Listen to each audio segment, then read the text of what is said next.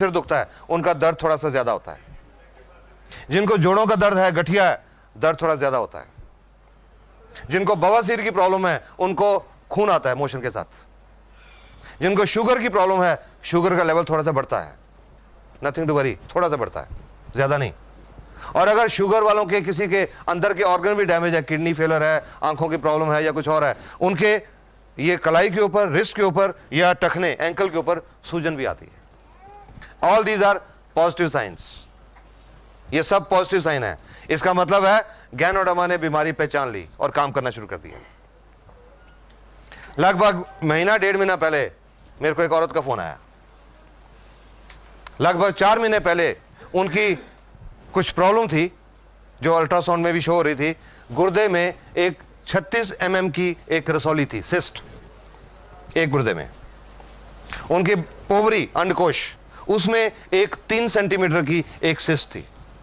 और उनके यूट्रस में, बच्चादानी में, एक 8 mm का फाइब्रॉइड था, रसौली।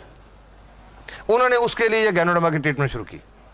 और ये शुरू करने के लगभग 2-2.5 महीने के बाद एक दिन मेरे को उनका फोन आया, और डॉक्टर साहब आपकी दवाई ने तो गड़बड़ कर दी।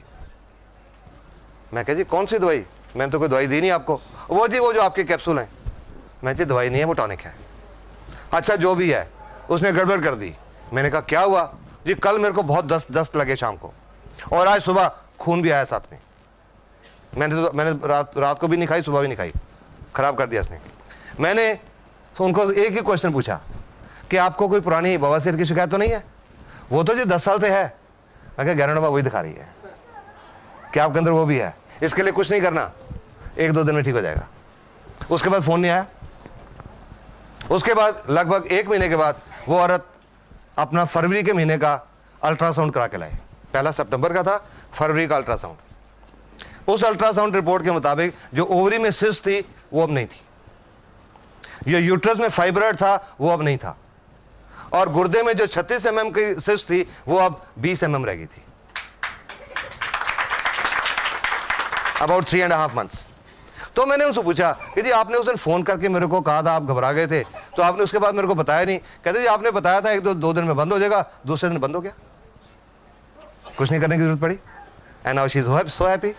सो गैनोडर्मा दिखाती है कुछ अंदर, आपके पूरा स्कैनिंग करके एक पहले लिस्ट बनाती है कि आपके अंदर ये है, ये है, ये है, ये है, सारी बीमारियां ढूंढ के बताती है। और वो किसी रूप में बताती है एलमेंट रिफ्लेक्शन। इसका जो एलमेंट रिफ्लेक्शन का जो पीरियड है, एवरेज पीरियड 1 सप्ताह से लेकर 3 सप्ताह तक है। 1 week to 3 weeks, ये एक एवरेज पीरियड है। किसी को कम भी होता है, किसी को ज्यादा भी होता है, पर एवरेज 1 सप्ताह से 3 सप्ताह तक। ज्यादा खास तौर पे उनको होता है जिन लोगों ने स्टीरॉयड बहुत खाए होते हैं। Steroids, Wysolone, dexamethasone, betamethasone. कोई आप लोग जानते हैं स्टीरॉयड क्या होता है? बहुत हार्मफुल चीज होती है, बहुत नुकसानदायक चीज होती है। और आज की दुनिया में लोगों ने बहुत खाए होते हैं अनजाने में, जानबूझ के नहीं खाते, अनजाने में। कैसे? एक आदमी को जोड़ दुखते हैं 20 साल से, एक एग्जांपल ले रहा हूं, जोड़ दुखते हैं 20 साल से, हर डॉक्टर को दिखा लिया, हर अस्पताल को दिखा दिया, और उन्होंने कहा जी आपका ये गठिया है, ठीक नहीं हो सकता। बैठ के घर में एक अच्छा दोस्त उनका आया, अरे मेरे को पता लगा फलां जगह के पे एक वैद्य है, देसी पुड़ियां देता है, उससे बहुत लोग ठीक हो गए। तो आदमी जाता है उनके साथ, वो वैद्य जी देख के ये लो जी महीने की पुड़ियां ले जाओ। वो दो दिन पुड़ियां खाते हैं, दर्द बिल्कुल ठीक हो जाता है। वैद्य जी की बल्ले बल्ले हो जाती है, ढिंडोरा पिट जा रहे, बहुत बढ़िया वैद्य है। 30 दिन वो पुड़ियां खाई, बिल्कुल ठीक रहे, कोई प्रॉब्लम नहीं। उसके बाद छोड़ दी पुड़ियां, और 72 घंटे के बाद, 3 दिन के बाद दर्द पहले से ज्यादा बढ़ गया। फिर वापस गए वैद्य जी के पास, उन्होंने फिर महीने की पुड़ियां दी, महीना ठीक रहे। जब छोड़ी 3 दिन के बाद फिर दर्द बढ़ गया, फिर पुड़ियां ली, और वो पुड़ियां फिर चलती रही। और अंत में क्या हुआ? वो बात होती है कि मैं कंबल छोड़ना चाहता हूं, कंबल मुझे नहीं छोड़ता। वो शरीर को लग जाती हैं, उनमें स्टीरॉयड्स होते हैं, शरीर को लग जाए उसके बिना फिर शरीर चलता नहीं। और ये जो स्टीरॉयड हैं ये सफेद मोतियां पैदा करते हैं, कैटरेक्ट, पेट में अल्सर पैदा करते हैं, और गुर्दे फेल हो रहे हैं। जब से अब गैनोडर्मा का काम शुरू किया, मेरे पास किडनी फेलियर के बहुत पेशेंट आ रहे हैं, और मैं समझता हूं, और उनकी मैं हिस्ट्री में गया तो मुझे लगा उनसे ज्यादातर लोगों ने कुछ देसी पुड़ियां खाई हुई थी। गुर्दे फेल हो जाते हैं।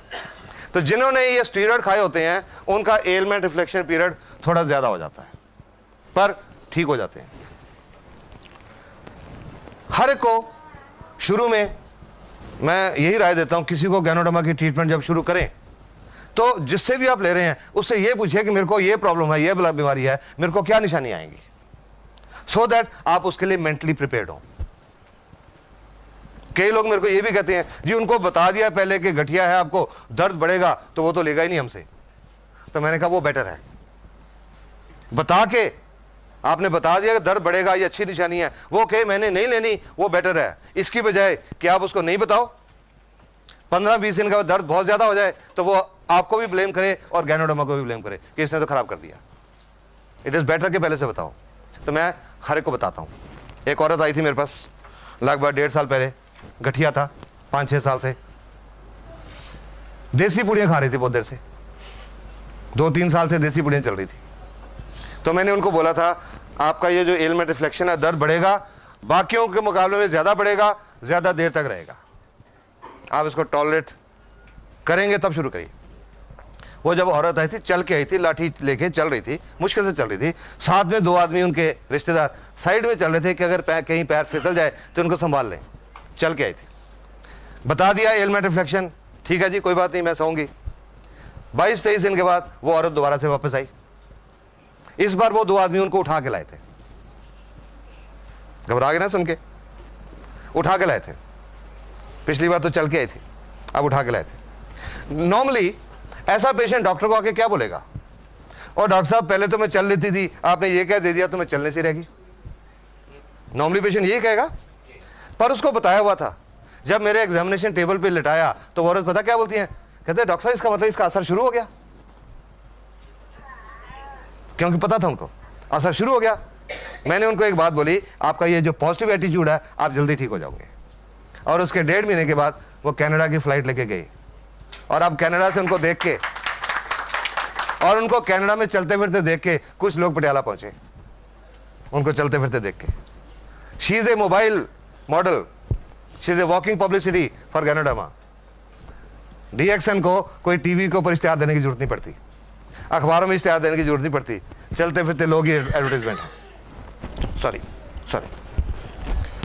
ये इंपॉर्टेंट चीज है समझना, एलमेंट रिफ्लेक्शन, इससे घबराना नहीं है, इट्स अ गुड साइन।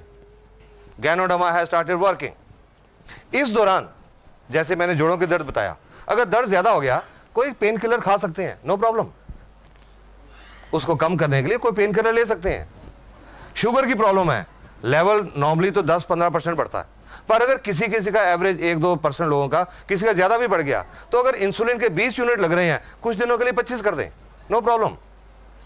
दमे की प्रॉब्लम है, जब बलगम निकलेगी, अगर कहीं सांस की प्रॉब्लम ज्यादा आ जाए तो डेरिफ्लिन का टीका लगवाना पड़े, लगवा लें, नो प्रॉब्लम।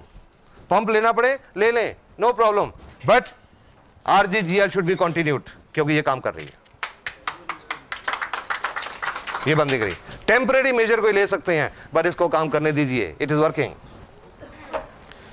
जब सारी सेल साफ हो जाती हैं, एलमेंट रिफ्लेक्शन खत्म हो जाते हैं, तीसरा काम शुरू होता है। उसके बाद तीसरा काम शुरू होता है गैनोडर्मा का, रेगुलेशन। सेल के अंदर जो बिजली की क्रिया और जो रासायनिक क्रिया डिस्टर्ब्ड है, उसको गैनोडर्मा बैलेंस करती है।